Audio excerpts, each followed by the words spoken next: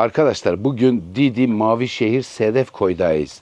Buraya geliş nedenimiz bir arsa var, onu tanıtmaya çalışacağız. Ancak bu arsa farklı bir arsa. Plan projesi çizilmiş, ruhsatı alınmış. Söz konusu arsa 200 metrekare, 6 odalı bir villa yapmışlar. 6 odalı bir ev yapmışlar. 200 metrekare 6 oda nasıl yaptınız? İmar durumu yüksek. Bir de koddan aldığı için bir kata bir daha oda koymuşlar. O yüzden 3 katlı olunca 6 oda, salon, açık mutfak, net deniz manzarası olan ruhsata alınmış. Bakın ruhsata alınmış. Şimdi biz zaman zaman arsaların yerlerini grafik tasarımcılara çizdiriyoruz da her defasında grafik tasarımcı lütfen bize arsanın yerini çizer misin? Ama arsanın yeri net belli. Bir daha size anlaşılır gibi arz edeceğiz. Grafik tasarımcıya çizdirmedik. Bu anlamda size arz etmeye çalışacağız. Şimdi bu havuzlu duvar var ya, havuzlu ev. Onun yanında bir boşluk var. Bakın bu boşluk var. Bu boşlukta 2 tane arsa var. Arsanın bir tanesi aşağıda. Yola sıfır. Yani o asfalt yolda. Bir tanesi de yolun üstünde. Yani bu duvarın hemen yanı bu alanda arsamız. Duvarın hemen yanı bu alanda. Arsaya nasıl bir ev çıkar? Çatılı ev var ya, o da 200 metrekare. Öngörünüz o yönde oluşsun ama bizimki koddan da alıyor. Yol üstten geçtiği için yol seviyesini bulsun diye bir kat fazlalığımız var. İşte söz konusu arsamızın yeri burası. Buradaki parseller, arsalar hepsi 200 metredir. Yani bu alandaki arsaların hepsi 200 metrekaredir. Bu boşluk bu alanda aşağıdaki arsa değil, üstteki arsa. Peki ne olacak ya kardeşim, öne bina yapılacak da benim önüm kapanır. Evet.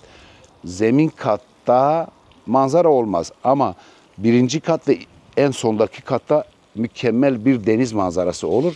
Şu manzaraya sahipsiniz. Şimdi bir açıklık daha getireyim. Arkadaşlar şimdi diyelim ki bu arsayı siz bugün aldınız. Plan projesi yok ise 6-7 ay ruhsat aşaması sürüyor belediyede. Bir de işte harita, mimar, mühendis, jeoloji, bir elektrik mühendisi, makine mühendisi, bu kalemler hepsi bir para ister.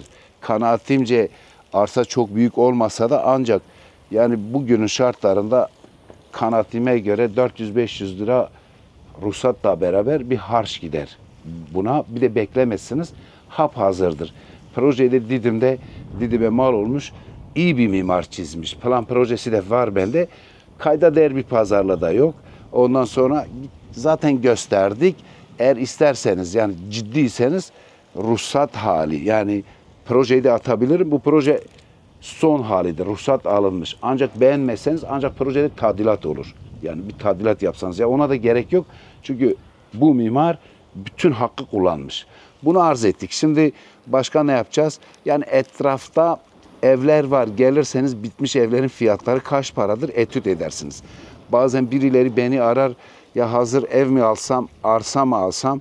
Ben de diyorum ki eğer ev alacaksan hazır ev al daha iyi. Çünkü maliyetler yüksek. Arsa alayım kendim yapayım diyor ya insanlar. Gerçekten çok zor. Ancak bu arsa için aynı şeyi demeyeceğim. Bu arsa uygun. Ruhsatı da alınmış. Şimdi plan projeye para vermiyorsunuz.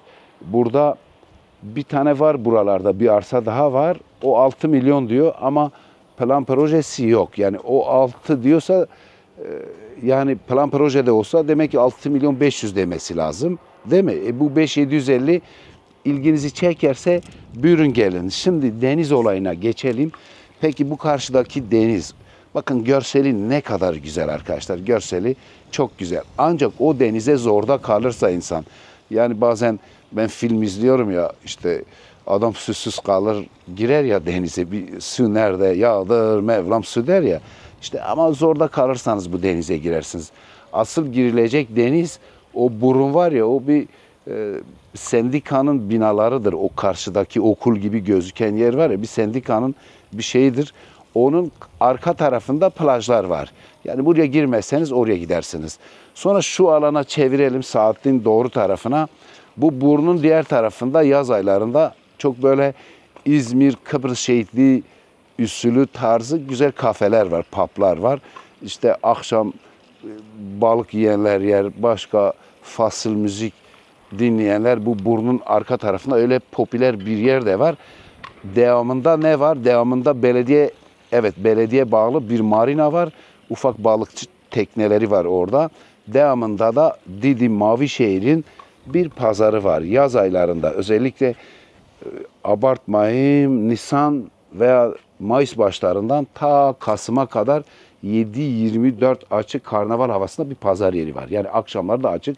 Ancak nasıl bir şey, mesela İstanbul'un kapalı çarşısı gibi ya da bu İzmir Konak'ta bir çarşı daha var ya, çok tatlı güzel. O Kemeraltı. O tarzda bir yer var arkadaşlar. Orada yemekler var, kafeler var.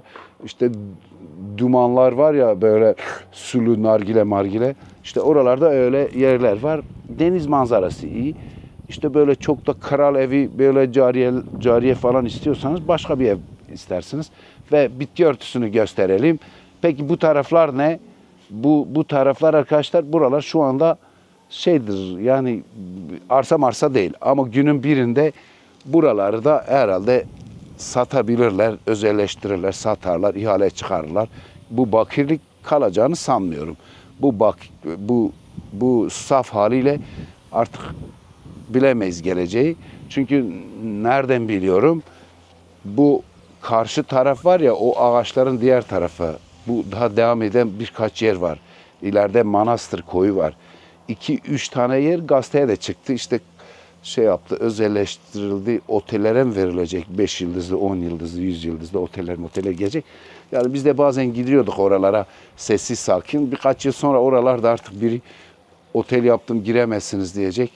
Valla artık yani şu anda böyle ama o zaman alır. Belki bir 10 yıl, 15 yıl alır. Biz o zaman yaşar mıyız, gider miyiz? Onda açıklık getirdim.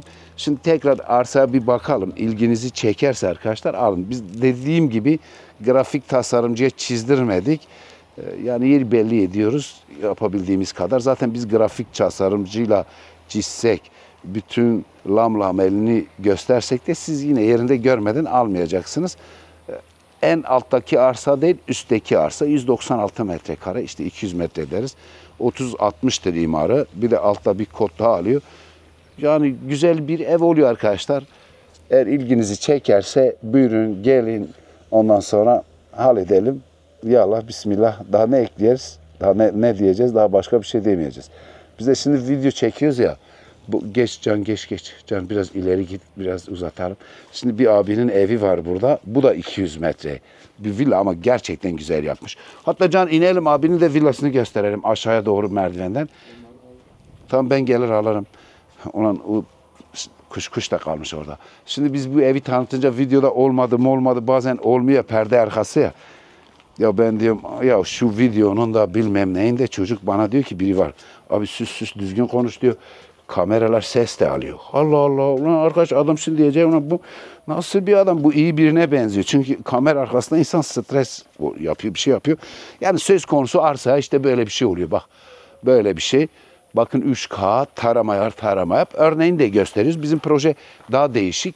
Mesela o ikiz evdir. Bir tanesi satılmış, diğeri 16 diyorlar. Demin sahibi bana dedi, sen 16 diyenlere bakma. Müşterin gelirse bir rakam bana söyledi. O da havuzludur. O da 6 odalı bir şeydir. Ondan sonra gel arsaya doğru gidelim. Can, ayağına taş değmesin. Ve gel. Değme benim gamlı yaslı göğlüme. Ben bir selvi boylu yardan ayrıldım. Kolay gelsin babacığım. Hayırlı işler. Ya sen nereye gidiyorsun? Biz oraya geliyoruz. Biz arsaya geldik de uzatıyoruz, belgesel çekiyoruz. Ha?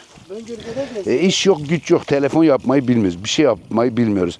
Ondan sonra ondan sonra burası da arsa. İşte yol böyle gelecek ya. Bura biraz daha kazılacak. Bir kat gömülecek. 2 kat da yukarı. Deniz de işte orada. Deniz de orada. Değil mi babam? Aynen. Sen yaptın burayı. Sen ne kadar böyle güzel yapmışsın. Birayı gösterdin değil mi Can? Arkadaşlar söz konusu arsa, öyle bir şeyler tasarlayabilirsiniz. Saygılarımla, iyi günler.